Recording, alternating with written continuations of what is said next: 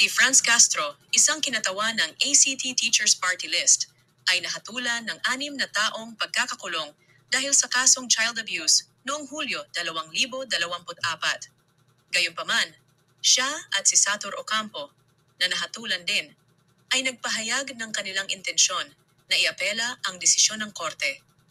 Ang proseso ng apela ay maaaring magtagal, kaya't hindi pa sila nakukulong habang ito ay isinasagawa. Kahit na nahatulan na si Franz Castro ng 6 na taong pagkakakulong dahil sa kasong child abuse, siya ay nakakalaya pa rin dahil sa proseso ng apela.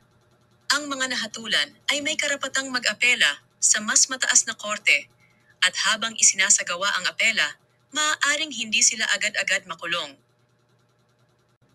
Ang proseso ng apela ay nagbibigay ng pagkakataon sa mga nahatulan na ipaglaban ang kanilang kaso at ipakita na maaaring may mga pagkakamali sa desisyon ng mababang korte. Hanggat hindi pa natatapos ang proseso ng apela at hindi pa pinal ang desisyon, maaaring manatiling malaya ang mga nahatulan.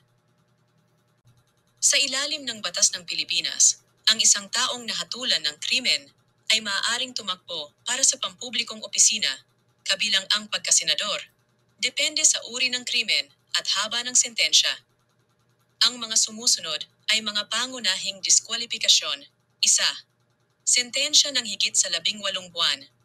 Mga nahatulan ng krimen na may parusang higit sa 18 buwan ay diskwalipikado. Ikalawang sentensya na may moral turpitude. Ang mga nahatulan ng krimen na may kinalaman sa moral turpitude ay diskwalipikado rin.